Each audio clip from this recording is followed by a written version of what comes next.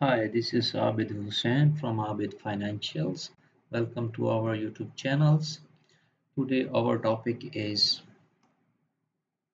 monthly bookkeeping workflow in 5 steps. This video is very important for bookkeepers, accountant, as well as the owner of the business.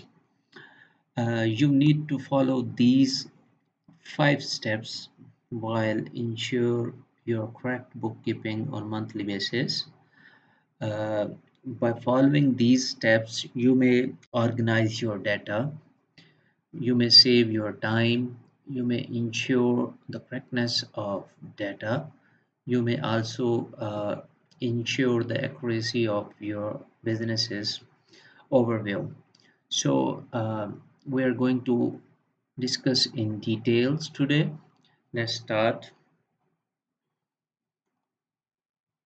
There are 5 steps we shall discuss in detail. The first step is recording the transactions. There are two ways. The first one is to you may categorize your transaction from your bank fees or you may enter your manually data. The other second step is reconcile your bank accounts and credit cards at the month end. The third step is review your data after reconciling the transactions. The fourth step is revise your transaction if you identify any mistakes. The fifth step is restrict or lock up your books after reviewing your transactions. And now we shall discuss all steps in details. First step is record the transactions in the QuickBooks. You may follow different methods, like you may categorize the transactions from the bank fees if your bank is automatically synchronized with the QuickBooks, or you may manually upload your bank statement data in the CSV format. And the second way, you may create your transactions manually. For example, you may create the invoices, expenses, expenses payments, invoice receipts, deposits, transfers between the accounts, payroll expenses, and the journal entries. The third way of entering the data is third-party integrated apps. You may also record your transactions into the QuickBooks by connecting third-party apps into your QuickBooks Online. For example, these are some famous third-party tools which are used to record the transaction. The first one is A2X. Normally, this app is used by the Amazon and Shopify e-commerce businesses to record their transaction in a summarized way. Second example is Stripe. Sometime you connect your gateway of Stripe with your QuickBooks Online and you get your amount after deducting the processing fee. The third one is Square. Square is also similar to Stripe and the PayPal. And the Bill.com is also the app where you record your expenses and categorize them, which are automatically synchronized with your QuickBooks Online. And the last one is the payroll software like ADP, Gusto, and others softwares. The second step is reconcile the transactions.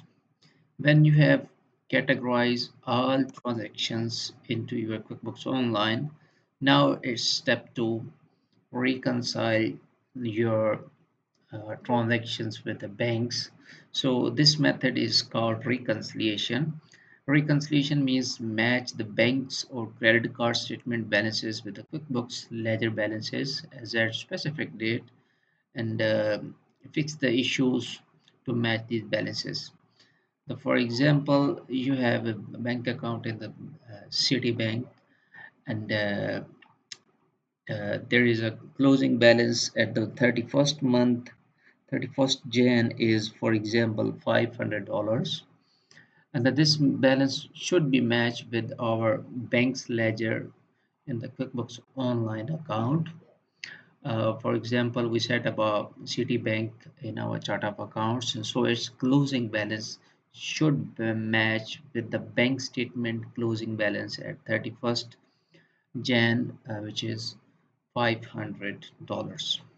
If you are not matching your balances, there may be some uh, steps, there may be some sequence or transactions you may need to record to match these balances. For example, you if the transactions are missing in the QuickBooks Online, you may add them from bank by reviewing the bank statement, or you may delete the duplicate transactions in the QuickBooks Online. For example, you have recorded one transaction in the two times, so you need to delete one of them.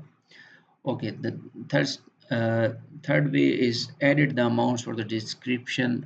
There may be chances you record the wrong amounts in the expense or the invoices, or you may write the wrong description. So after reviewing the bank statement, you may also need to change these amounts or balances or dates.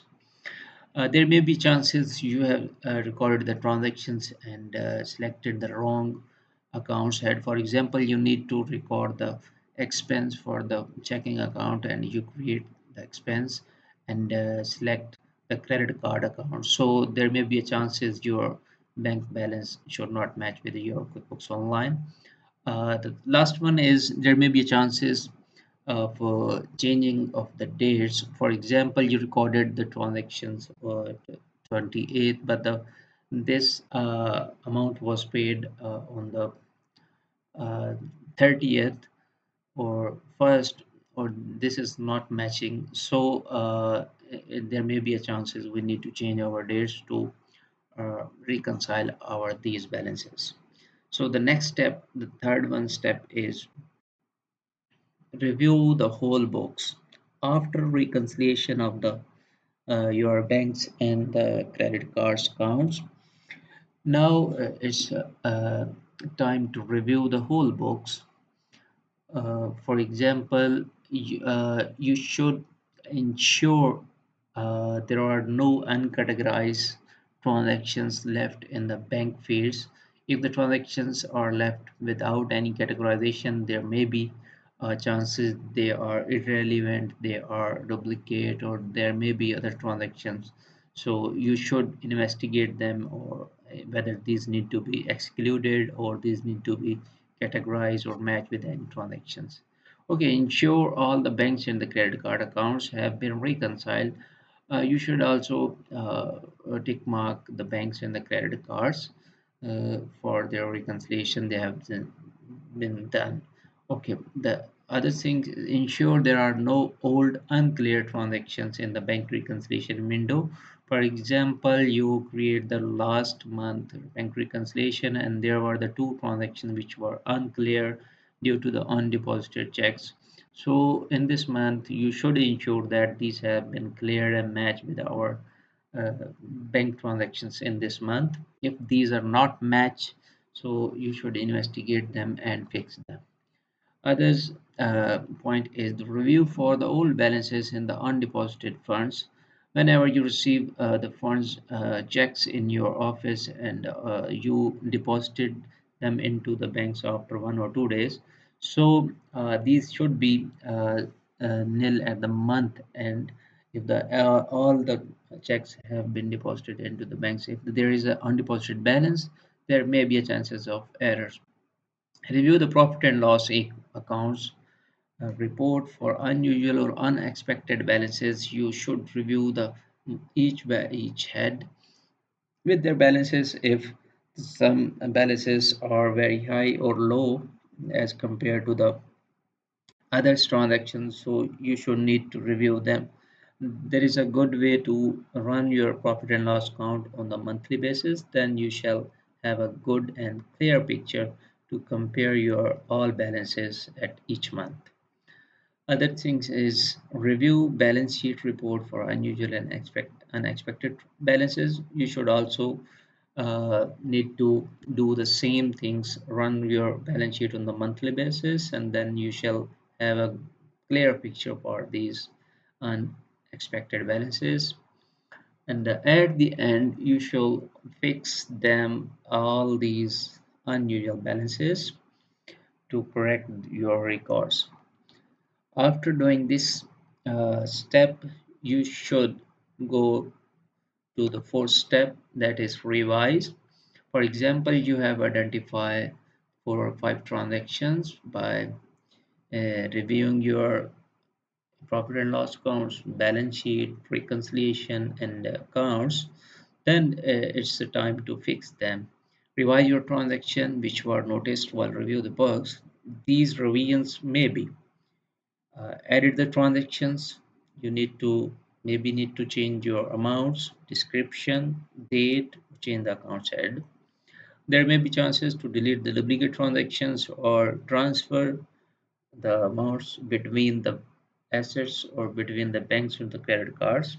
There may be chances you need to adjust the transaction by creating a journal entry. So the next step is restrict. Restrict your books, and it means that you should close your books. Your books means there is a function in the QuickBooks Online you may access from the setting and access. There is a close function. It means that you shall lock your monthly transactions by putting your password. So in this way, you may prevent from accidental changes by you or by your staff or by your others members to ensure the accuracy of the transactions. It would restrict from these changes. Nobody will be here to change any transactions, edit, delete, or change the category. And the only changes can be made by an accountant or primary admin or the person or the staff member who have a password to uh, change these transactions. So these were our 5 steps which we need to follow to do the correct bookkeeping. As a bookkeeper or as a owner of your business, these are the core 5 steps you need to follow it.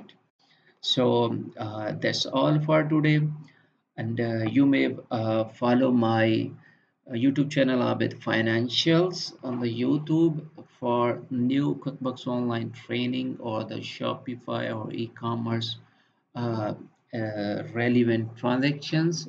And you may also contact me at my WhatsApp number at any time for more and quick queries. You may also email me at my email address info@abidfinancials.com. Thank you very much for watching this video. See you in our next video. Thank you. Bye bye.